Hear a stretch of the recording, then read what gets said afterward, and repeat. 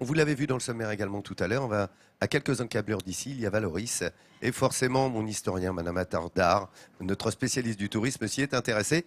Il va nous en parler, Valoris, entre Picasso et Jean Marais. C'est bien ça, Jean-Seb? Absolument. Il est pas beau mon balcon là? Ah bah là, t'as un beau balcon, oui. Oh, Tu serais pas au Canet par hasard? j'ai une vue de folie là. Bah si je suis sur le balcon, j'ai la Méditerranée derrière, le balcon de la Méditerranée. Justement, on va aller pas très loin, on va aller à Valoris. Valoris, tu l'as dit Laurent, c'est la cité de la céramique. Moi, c'est des souvenirs d'enfance parce que quand je venais en vacances ici, c'était un peu la sortie obligée pour aller faire les cadeaux. Vous savez, ceux qu'on ramène à la famille et c'était un peu la galère. Mais c'est parce que j'appréciais pas encore à sa juste mesure ce qu'on fait là-bas dans cette cité où la céramique est devenue un véritable art. À partir de 1568, la ville a été détruite et puis des Italiens sont arrivés pour la reconstruire. La céramique est devenue une tradition, mais d'une tradition culinaire. Elle est devenue un véritable art décoratif au moment où Picasso est arrivé et où il a commencé à produire ces 3000 œuvres que l'on peut découvrir un peu partout dans les musées, dont le musée national Picasso de Valoris. Jean Marais y a rajouté sa touche. Je vous laisse découvrir Valoris, ses poteries et son art céramiste.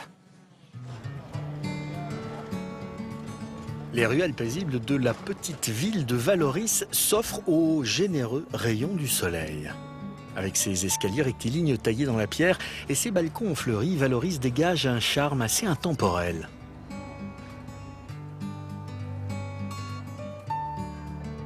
Christian est un enfant du pays, amoureux de sa ville et de son histoire. Alors pour en apprécier pleinement le charme, Christian nous fait prendre un peu de hauteur au sommet du phare de Valoris. Et de là-haut, c'est un panorama de rêve qui se dévoile.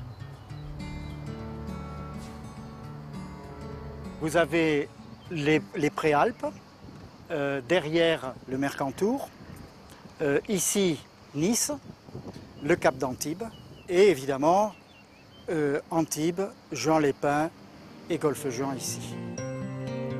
Le soleil, le ciel, le bleu intense de la Méditerranée et les plages bordées de palmiers.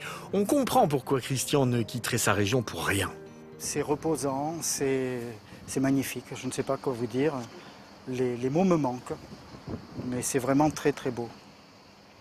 C'est une région privilégiée et je crois que les habitants devraient se le répéter tous les jours qu'ils ont énormément de chance d'habiter dans un endroit pareil. Mais Valoris n'est pas seulement connue pour la beauté de ses paysages. Sa renommée mondiale, elle la doit à sa fameuse céramique. À la fin des années 40, Picasso s'installe ici, dans cet atelier, pour apprendre l'art de la céramique. Sa seule présence fait de Valoris une ville à la mode. Et à l'époque, la mère de Christian tient ici une boutique de céramique. Un temps dont Christian se souvient avec émotion. L'ambiance à l'époque où Picasso était à Valoris, c'était quelque chose d'absolument extraordinaire. Il y avait une foule énorme déjà dans les rues. On avait du mal à passer et on rencontrait toutes les stars du Festival de Cannes qui venaient ici et qui déambulaient comme des gens ordinaires. L'histoire de Valoris est liée à la céramique depuis le 19e siècle. À l'époque, la famille Massier, une véritable dynastie de céramistes, règne sur la ville. Pour vendre leur production, ils font même construire ce somptueux palais, une sorte de supermarché de luxe de la céramique. Aujourd'hui, la famille Massier vit toujours sur ce domaine. Et certains de ses membres, comme Henri, ont décidé de rendre tout son éclat à cet édifice. Il a néanmoins tenu à conserver une pièce dans son état d'origine. Sur ses étagères, on trouve même tout ce qui permettait à l'époque d'émailler les céramiques. Là-dedans, vous avez des émaux. Les émaux, c'est ce qui, en montant en température, permettent d'avoir les couleurs que l'on souhaite. Pour Henri, c'est une manière de rendre hommage aux gens qui ont travaillé ici. C'est un peu le foutoir, mais j'aime bien. C'est Clément Massier qui a fait ça. C'est mon père également qui était artiste. C'était ma sœur Anne-Marie qui a fait les arts déco. Donc c'est quelque chose que les membres de ma famille a touché. Et pour moi qui ai vécu ici, qui a appris à tourner, qui a fait des émaux. Oui, c'est quelque chose qui me... Quand je ne serai plus là, peut-être ils trouveront ça pas intéressant, mais pour moi, c'est important.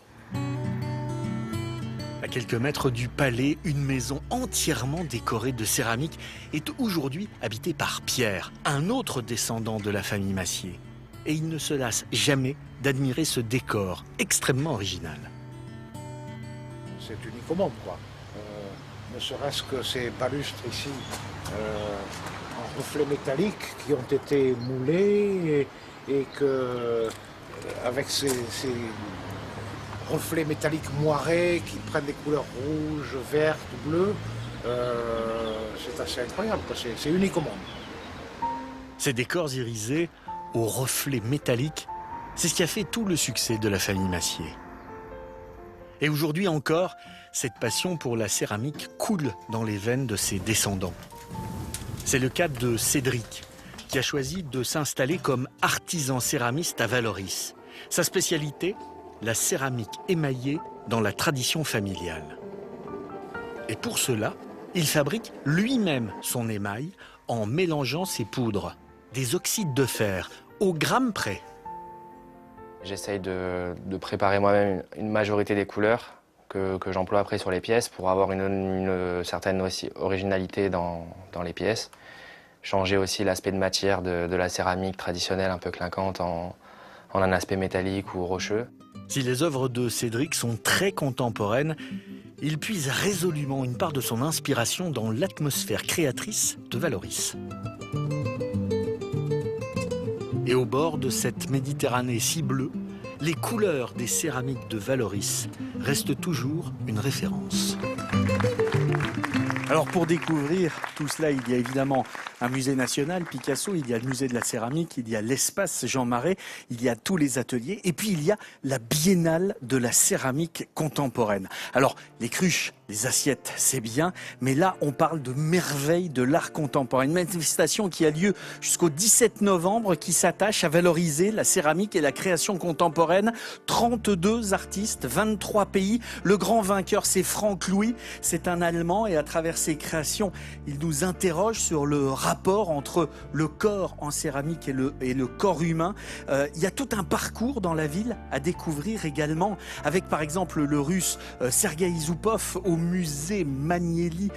Lui, il a créé une œuvre onirique totalement surréaliste en explorant les relations hommes-femmes. Et puis à la chapelle de la Miséricorde, un japonais, Masamichi Yoshikawa, qui lui façonne des œuvres en porcelaine. Il est plus sur les blancs bleutés des poteries chinoises de la dynastie Song du XIIe. C'est absolument somptueux.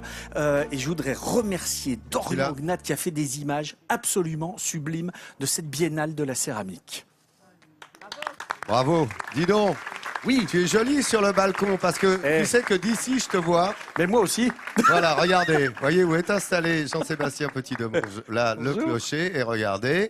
Voilà l'autre balcon. Salut Jean-Seb. Bonjour. Bonjour. Vous le voyez là-bas au loin. Quand je vous parlais d'un balcon tout à l'heure sur la Méditerranée, vous avez compris, là on est bien installé sur cette belle placette.